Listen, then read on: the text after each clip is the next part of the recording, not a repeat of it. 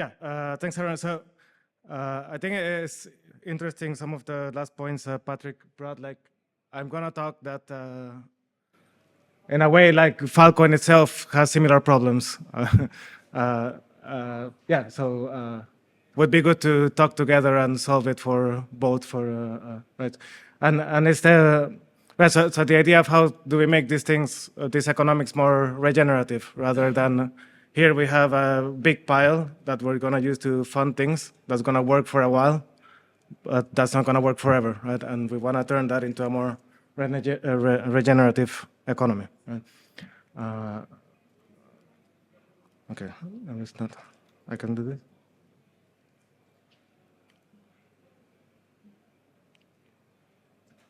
It's not. Okay.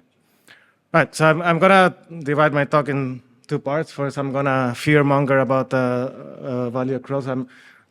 I'm gonna create some demand for my problem. Then I'm gonna supply you some things to talk about.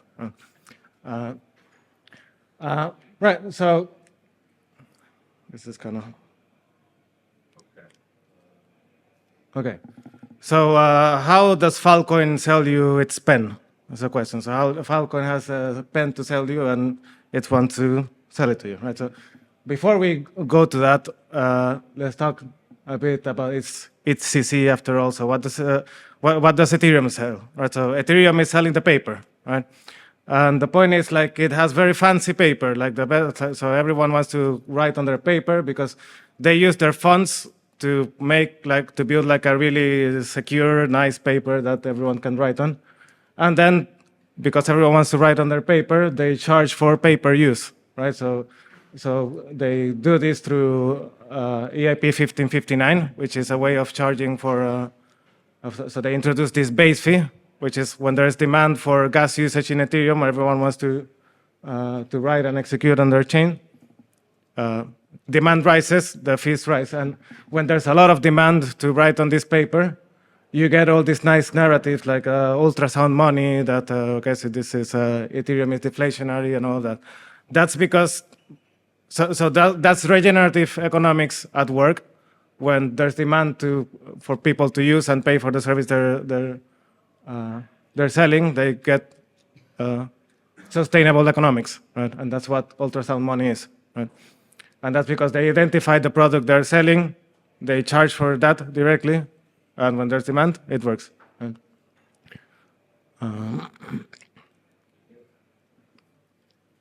Right. So what's Filecoin's pen? Right. So what the product Filecoin wants to sell to users is basically PowerRep, right? And not just that, but verification of your proofs, right? So you have a network to verify each other's, like that. So SPs can submit these proofs and use that to create value, right? So we sell this PowerRep proof verification to SPs who can use that to make deals, right? Because then they can prove to their clients that we're storing your data. Then that enables them to charge clients. So that's where this value is being created. Right. So it's this thing that we're selling where value is created. And yeah, so if Nicola also talked yesterday of a more promising future where PowerRep is just the start of the Filecoin offering, but there's many talks about introducing like PDP, so new proofs that enable hot storage.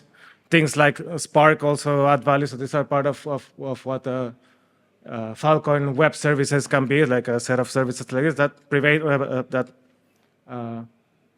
provide value. In this case, we can sell them to SPs, and they use that to create value by enabling them to make deals, right?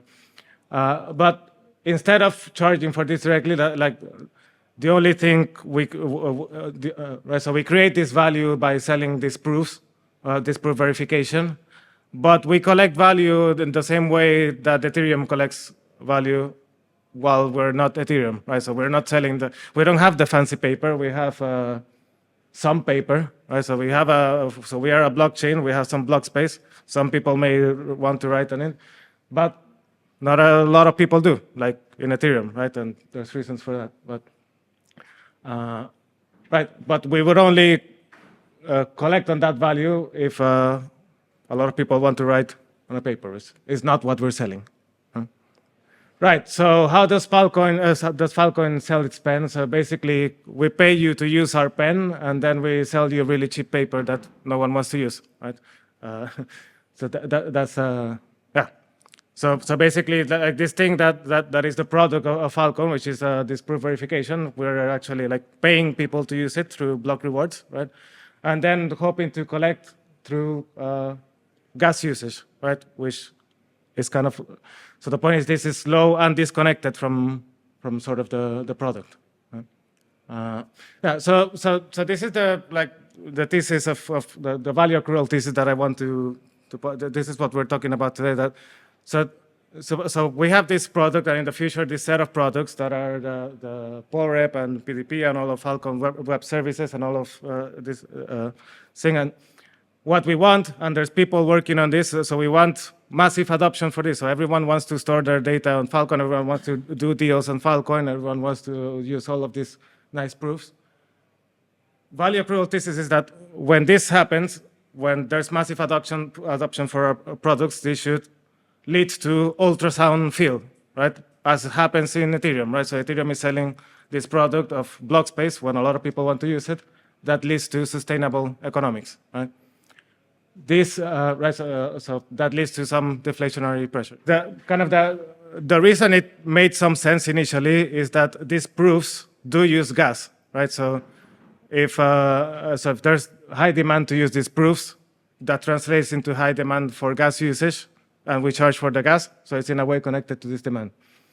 But this, as the protocol evolves, this creates kind of conflicting incentives because then there's questions like, okay, the engineers want to make these proofs more efficient so we can pack more decisions, but then we have to stop and think, like, wait, if we make these proofs more efficient, this affects the sustainable economics, right? Because we're charging for the gas usage of the proofs.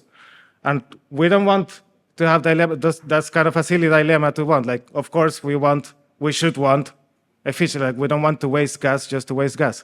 But this is creating an incentive that, yeah, to create sustainable economics, we may not want to optimize proofs. And this is not a great way of thinking. And this leads to kind of clunky solutions that everyone likes to debate about, like batch balancer is kind of a fix in this direction. Like, okay, this is a fix that makes proofs more efficient, but we have this economic patch on it, and it's kind of weird. Right? And that's because we're charging indirectly.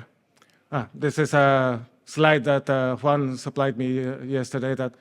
This is something that Juan has presented before at different times. So this is kind of how the sustainable Filecoin economy should work. So it's this island that has some imports and exports. That means like there are some expenses that fuel has to pay for.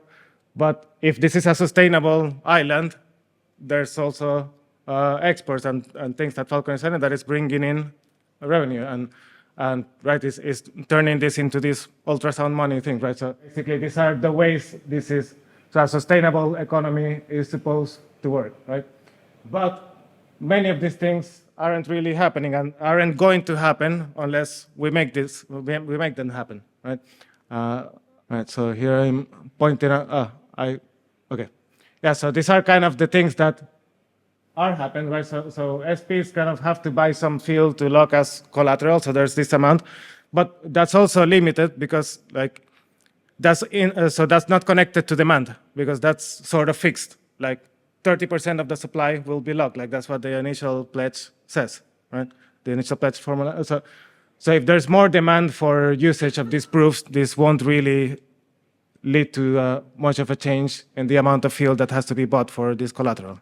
No, maybe it should. That's something we can discuss, but it doesn't. So the amount of fuel that is locked for collateral, so the initial pledge formula is basically targeting 30% of the fuel supply will be locked regardless of demand. So if demand increases, stays at 30%. There's some noise around that, but it's targeting 30%.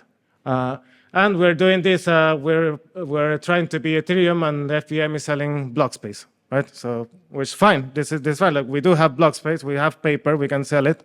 There's nothing wrong with that. Just like that shouldn't be that's not directly the main offering of Filecoin. that is a nice blockchain, right? But we still have it, so it's fine to collect that. But yeah, so these things are not happening, right? So SPs sell storage in field. Maybe they do, maybe they don't, right? They don't have to, right? So they can sell storage in whatever they want. FVM app sell storage in field. Maybe not. This is basically similar to this. Should have been circle. So we talk about the collateral story. Yeah, and there's kind of like whole like field economics and different. That can be like financial solutions can be built on top of all these things, but yeah. So these things don't actually need to have. These are kind of things we hope for, but don't necessarily have to happen. Okay, so enough of the fear mongering. So here are some things we can talk about. So these are kind of, well, so there are different little addressing some of these problems in different ways. We don't have to do all of this. Some of them you can strongly disagree with, and we can discuss about them. Right. So there are two. I'll divide this kind of value accrual routes in two categories, which are like locking and burning, right? And these both have some value, but yeah. So locking pressure. Yeah. So if increased demand leads to increased locking, like that's also a positive to the economy, and this also happens in Ethereum, right? So increased demand leads to increased locking in the sense that so now Ethereum is proof of stake.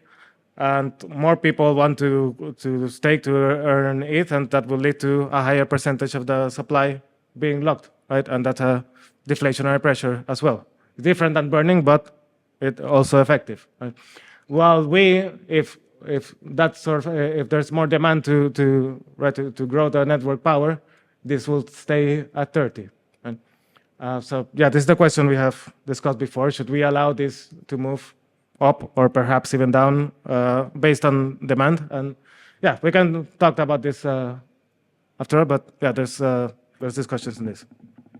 The other thing we talked about is like, yeah, so we said clients will pay for storage in field. Well, they don't have to. They can pay in whatever they want. In fact, they don't have to make a deal payment on chain. Like we have this channel, like you can pay on the Filecoin chain with your, inside your deal, but they can also give them $5 on the side, right? So should we? So one thing, and I think we also talked on this on one of the different. So this could be like one aspect that comes into consideration for Field Plus or similar things to this. Like, can we incentivize the deals that are happening to actually happen in Field, right? And like one something like many people like to say is like, oh, real valuable data is one that people have paid for, right?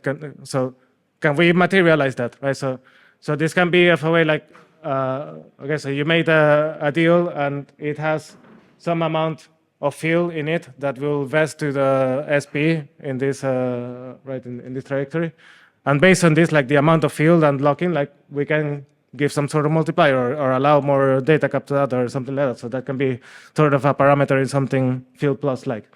Importantly, not force this, right? So we still want the flexibility of like, you want to make deals in something else, you don't have to make them in Filecoin like this.